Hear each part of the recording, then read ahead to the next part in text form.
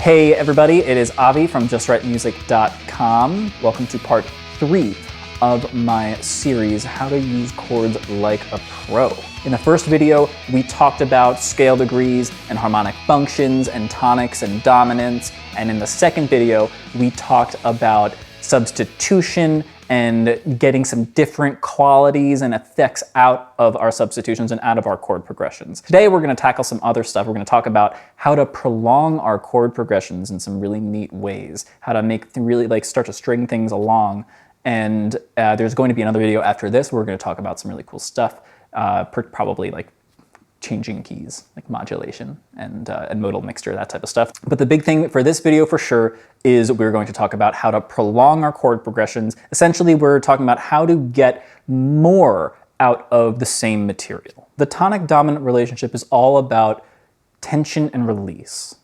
Dominant, tension, tonic, release. Right? By extending this, by extending our chord progressions and, keeping stuff going, we're essentially exercising more control over that tension-release dynamic, which is perfect. That's what we want. We want total control over it so that we control when the big moments happen. We don't want something to hit without it really meaning to hit, and then something not to hit when we really did actually mean it to hit. It's part of the process. It's part of the emotional landscape and journey of a song or of a piece. So to extend our chord progressions, there are two main ways that we can do that. The first one is to use slower harmonic rhythms. The harmonic rhythm is the rate at which chords change. So this has nothing to do with the actual speed or tempo of a song. There's plenty of fast music with slow harmonic rhythms, and there's plenty of slow music with fast harmonic rhythms, and vice versa. Now this is a really quick and easy way to prolong a chord progression because you're essentially just holding out chords for longer. You're just giving them more time to sink in. Chords can easily last from 1 to 4, sometimes even 8 measures, depending on the tempo. The caveat with slower harmonic rhythms is that you need to effectively use other aspects of the music in order to maintain and create intrigue. So be aware, there is a downside to using this method, but adding intrigue is as easy as increasing the tempo or adding some more movement or some texture into some instrumental parts. In fact, you should absolutely change the harmonic rhythms depending on the section of the song. A great trick is to double or half the harmonic rhythm when you get to a specific section, like say at the chorus, you can have the harmonic rhythm and that will kind of give things a more big or slow or anthemic feel compared to the quicker harmonic rhythms of the verse. This is a really, really easy way to get more out of just one chord progression. You don't even have to change the chord progression itself. Just by changing how often the chords switch is enough to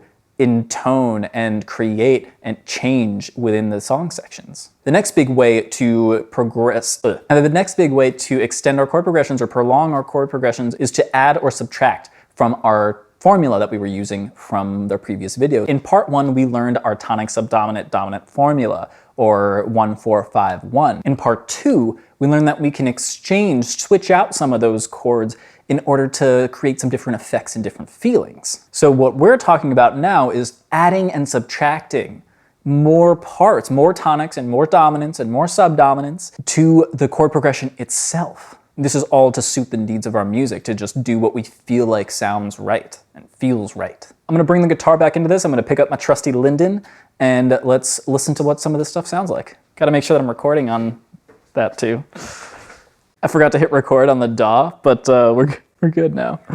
Oh man, where'd my pick go? Oh man, the eternal, oh there it is. Now that we have the Linden out, we can start playing some of these extensions and substitutions and just see how some of this stuff feels. The easiest function by far to prolong is the tonic. It has 2 substitutions, both of which share 2 notes with it. We can literally just go back and forth all day between these 3 chords and cover a lot of ground and just feel super great about it. You don't even have to deal with a cadence or anything. It's fantastic. So we're going to take our 1-4-5-1 and we're going to prolong the 1 by adding a 3 or a 6. So what I'm about to do is going to be 1-3-6-4-5-1 or C, E minor, A minor, F, G, C. Let's hear how it sounds.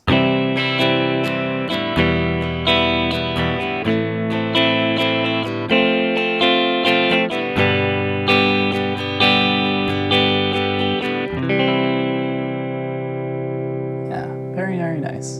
Very nice. Cool. You can also really easily just go back and forth from the tonic or any tonic substitute to the subdominant or the 4. So if it's just 4 and 1, you're kind of creating that plagal cadence thing, which honestly is fine. It's actually a really, really great thing to do. It creates tension and not tension at the same time. We're moving, but we're not moving too far. Very, very cool thing to do, not a big problem. Repetition is not a big deal here. So in this case, we're gonna prolong things and substitute things. We're gonna go pretty quick. This is gonna be a long chain, so just get ready for this. I can't remember this, so I'm gonna read this from my notes down here really quick. So this is what I'm about to play is a 1, 3, 6, 4, 2, 5, 1. So there's a lot of different numbers here going on, right? But this is how we start to create some like really nice and robust chord progressions. So in our lead sheet, in our regular chord names, this is going to be, I'm gonna look down again over here, see me glancing, C, E minor, A minor, F, G, C. I'm 100% going to look down while I'm playing this because I'm not gonna memorize this right now.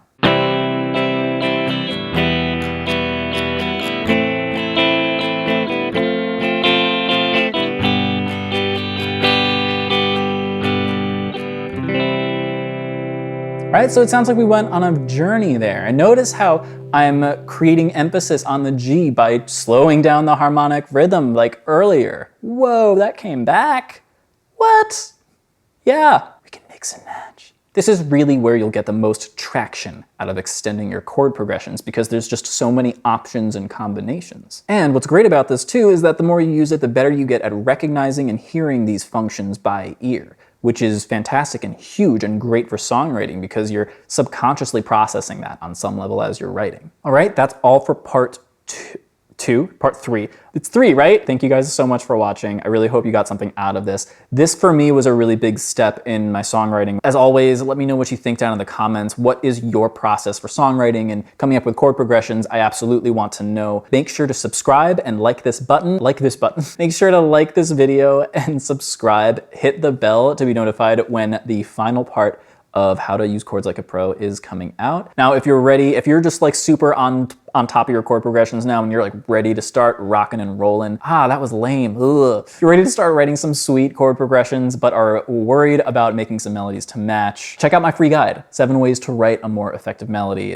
I give you 7 great tools that are easy, versatile. You can use them in any genre and in any melody, and it will get your melodies up to snuff, give you some great tools to get them up to your standards. There's a link down in the description. You can also head to justwritemusic.com. I don't know what my elbow's doing. The guitar's falling and I'm trying to put it down and it sucks. Head to justwritemusic.com. There is a link down in the description.